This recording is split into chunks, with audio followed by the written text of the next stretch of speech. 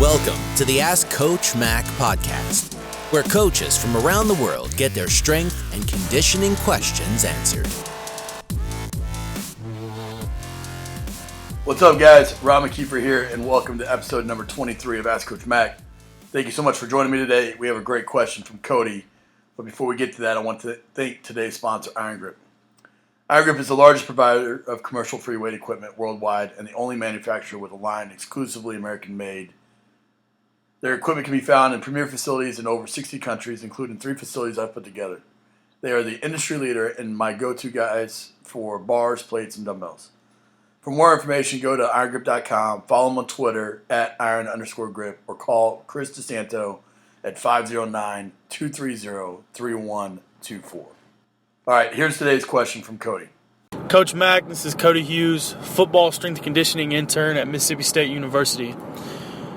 Usually it's pretty obvious when you're observing a session that you can tell when a group of athletes are completely bought in and they go hard for their sport coach or for their strength and conditioning coach day in and day out. My question for you is for you to help show us or reveal some principles or the foundation of how to really earn the trust of your players and to really get the most out of them every single day. Cody, thanks for your question. Trust of your players it has to be earned. It can't just be something that is automatically given. I mean, the old adage of they don't care how much you know until they know how much you care is completely true. I think the number one thing is that you have to have an open line of communication. You have to have an open door policy. Sometimes that's difficult. I mean, you're busy. You got a million things to do. Sometimes you just kind of want to seclude yourself a little bit. But you have to have your door open. Encourage your athletes to come by and talk to you regularly. Stop what you're doing. Really dive yourself into what's going on with them. Come out from around your desk. Sit with them. Make sure that they know that you're there for them.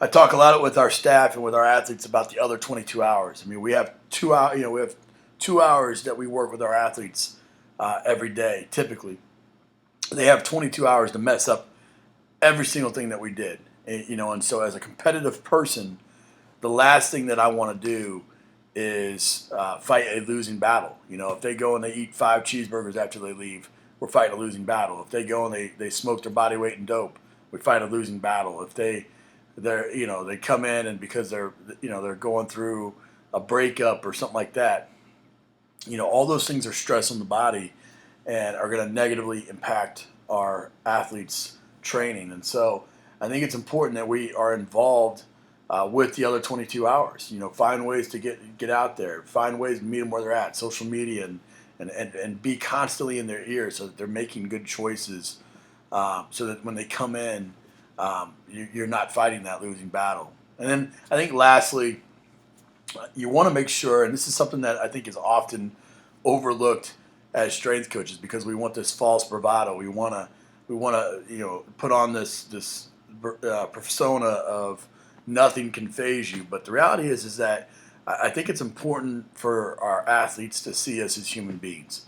They got to know when you're going through things. They got to know that just because you're an adult or because you're a coach or a strength coach or a person of authority, that you face a lot of the similar type things that they go through. And so pretty regularly, I'll share with them. If I'm having a fight with my wife, I'm going to let them know. If my kids got something going on, I'm going to let them know. I want them to see me being a human being, and understand that there's a husband there, there's a father there, there's a member of the community there.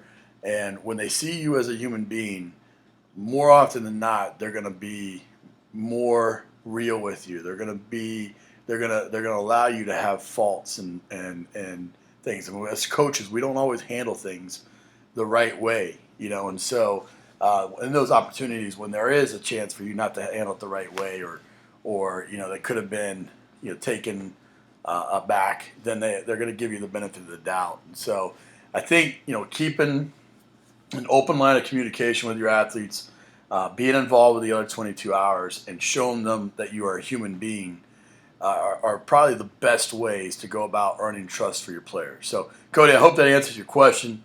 Would love to hear what everyone else thinks. Use the hashtag AskCoachMac23 to continue the discussion over on Twitter.